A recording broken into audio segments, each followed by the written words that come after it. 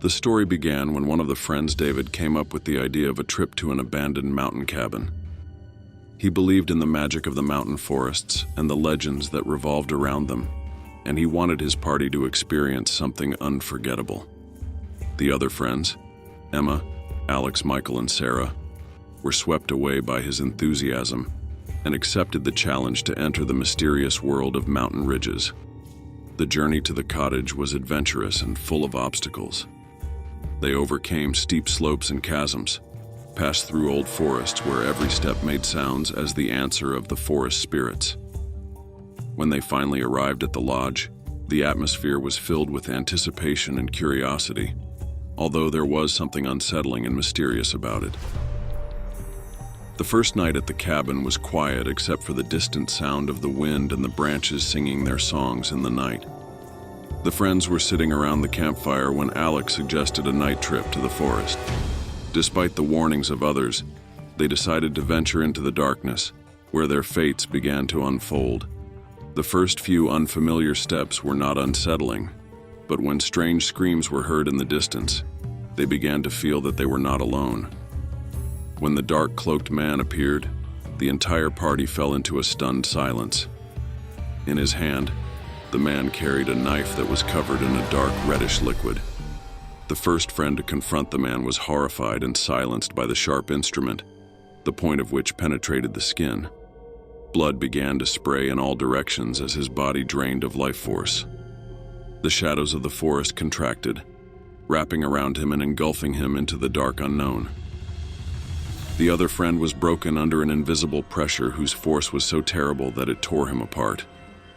Blood sprayed into the air and the drops settled on the leaves of the forest as his screams were lost in the whispers of the night.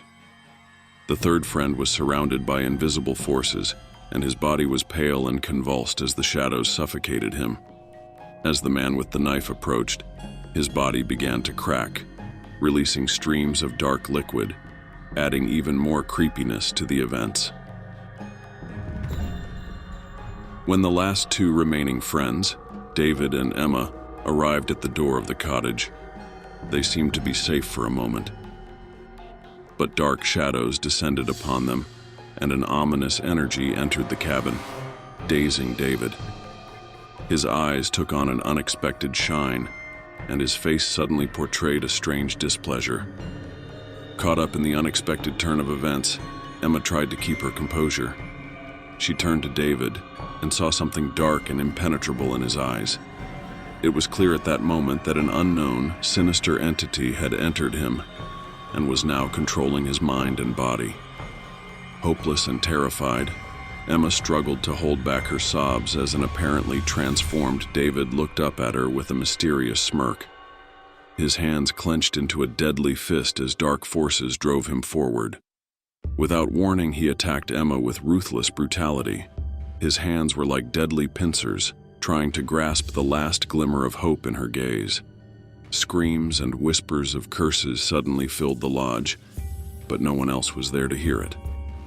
Emma tried to fight back, but David was now a tool of the dark power that controlled him. His attack was brutal and uncontrollable, and finally, as Emma was losing her last ounce of strength, her body was thrown away by a vicious blow. Blood flowed from her wounds, mixing with the dark shadow that filled David's gaze. After an action he was unable to control, David awoke from a brief, dark trance. His eyes were clear again, but his mind was filled with remorse and unbearable sadness.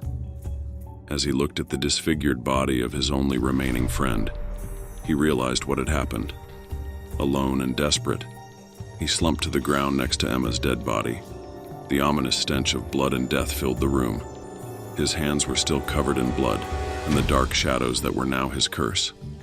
There was a reflection of horror and doom in his eyes, as he realized that an evil entity was left within him, consuming his every thought. David's mental struggle was devastating. At every moment, he felt dark forces driving him mad. Surviving such horror was worse than death. His mind was still plagued with remorse, and every sound around him reminded him of the horrible moments he had caused. Now he was alone, lost, and consumed by the shadows of his own corrupt interior. condemned to live in endless torment until the dark entity leaves his body, leaving him alone with the haunting memories of the night he lost everything.